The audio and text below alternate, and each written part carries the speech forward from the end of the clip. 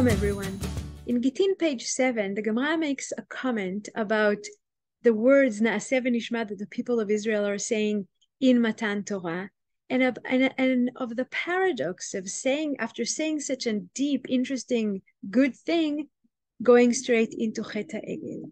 And I'm sharing the sources. The Gemara says the following. When the Holy One, blessed be he, said to the Jewish people at the time of the destruction of the temple, remove the turban and take off the crown, the minister's angel said before the Holy One, blessed be he, Master of the universe, is this the appropriate treatment for the Jewish people?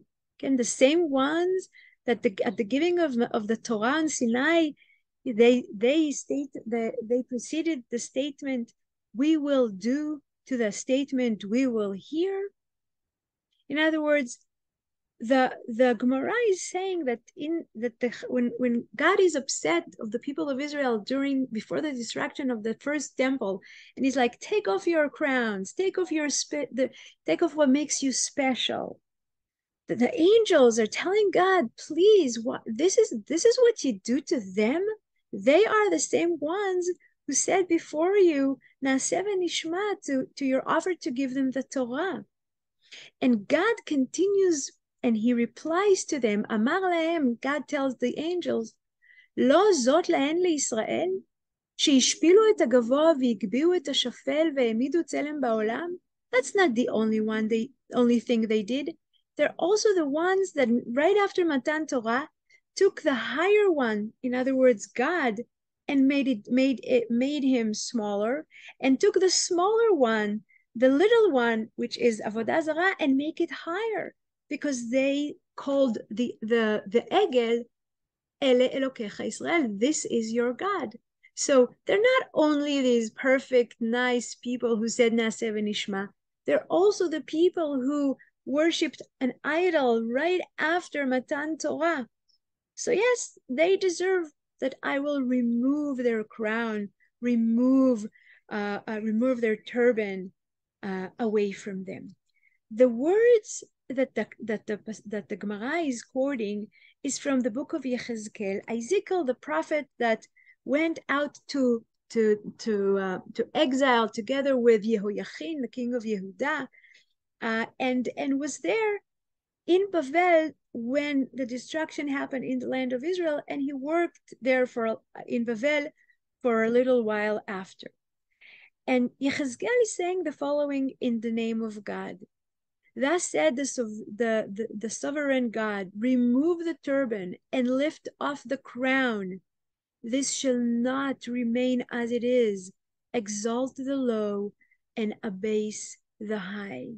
In other words, Yechezkel is quoting in the name of God that, how upset he is with the people of Israel, and he's like, take off your crown, no more. I can't take it no more that you exalt the low and abase the high. And Metzudat David, who is giving a literary commentary about that, is actually reading those words that specifically at the time that God is talking to Tzidkiyahu, the king of Yehuda, the last king in the dynasty of Malchei David, at the time of the destruction of the temple. And God is telling him, you Tzidkiyahu, you should take off your crown, because you are no longer the king, and also no one else after you, no one from your children is going to be a king. And that is what this pasuk means at the time. But as we saw, Gemara is using this pasuk to say something that goes all the way back to the tension that exists in Matan Torah. That from one hand, the people of Israel are saying Naase v'nishma, and in the other hand, right after Matan Torah, the receiving of the Torah, they create the calf, the golden calf. And the poet in the book of Psalms, in chapter Ayin Chet 88, is when in this chapter the poet is describing the events that occurred from Mitzrayim, during the plagues, and after the exiting from Mitzrayim and the desert.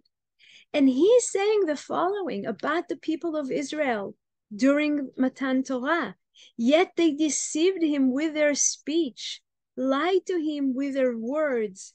Their hearts were inconstant toward him. They were untrue to his covenant. These are really harsh words that are saying in the name of David or the other poet who wrote this specific psalm. And they're saying, they're looking back on what happened during Matan Torah, and they say the people of Israel lied to God. They said, they utter it from the mouth to outside, that Naase v'nishma, but inside, in their heart, they were not there. They were not there with God. And the proof is Chet ha'egel. So they were untrue to the covenant of God, and they were just deceived him with their speech, with their words, Naase v'nishma. This is very harsh words. And we see that the Midrashim and also some of the Gemarot are going along that line. For example, the Midrash of Tanchuma is saying that, after the sin of Chet ha'egel, Moshe, who begged God and said, please return the Torah to them. And God is saying, how can I do that? How can I do that? I'm going to give them the Torah again after at the same place they received it in the first time. They, broke it with Chet ha'egel. And after all the miracles that I did for them in Egypt, that they saw my glory, and the angel came down and put crowns on everyone's heads, and right after they forgot me, how can I forgive them on such a thing?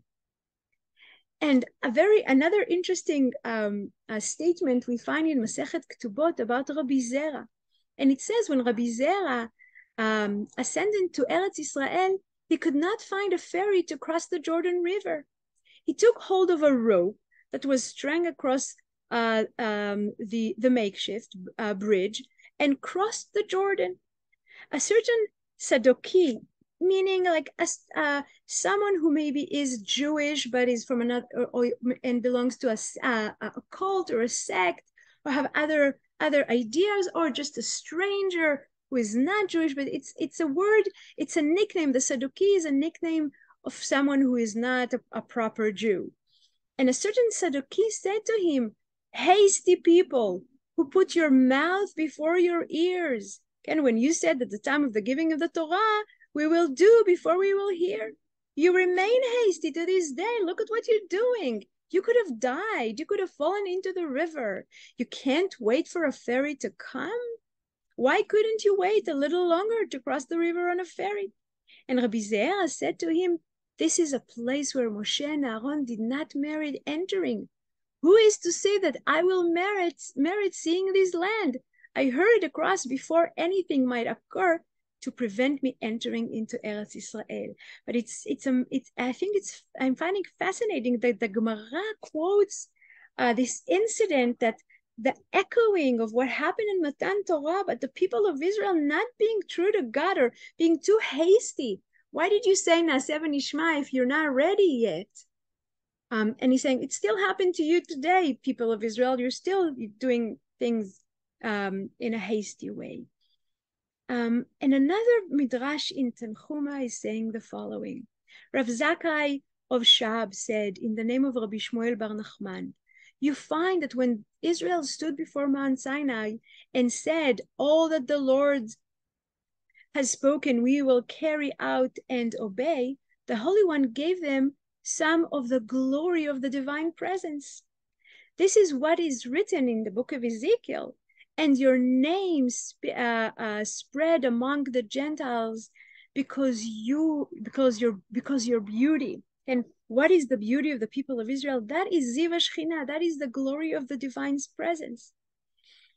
Then when they said in the incident of the calf, this is your God, O Israel, they became enemies of the omnipresent. They became as enemies of God. This is what is written in Ezekiel. And the radiance of his face is changed. So the Holy One also changed the promises concerning them, as stated in the book of Psalms, indeed you shall die like a human.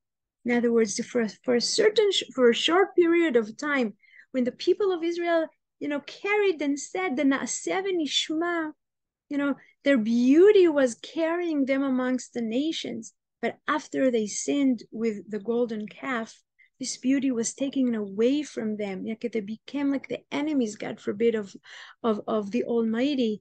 And he changed his promise. He changed, he took away that, that glory. And then they became like any other, we became like any other human beings. But I don't want to end in such a pessimistic, sad place. And I want to show you two sources that are giving, uplifting us from that really not easy situation that people of Israel found themselves in Matan Torah. And it's a Gemara in Masechet Shabbat. And it says the following: Rabbi Simai taught, when Israel accorded precedence to the declaration we will do, over the declaration we will hear, 600,000 ministering angels came and tied 2 crowns to each and every member of the Jewish people, one corresponding to we will do, Naase, and one corresponding to we will hear, Nishma. And when the people sinned with a golden calf, 1,200,000, like double the time of the good angels, of the destruction, descended and removed the crowns from the people, as it is stated in the wake of the sin of the golden calf, and the children of Israel stripped themselves of their ornaments from Mount Chorev onward. And Reish Lakish is saying the following: in the future, the Holy One, blessed be He, will return them to us, as it is stated, and the ransom of the Lord shall return and come with singing unto Zion, and everlasting joy shall be upon their heads. The joy, says Reish Lakish, the joys that they once had will once again be upon their head. Let me just read the pasuk in Hebrew, because it's a famous pasuk.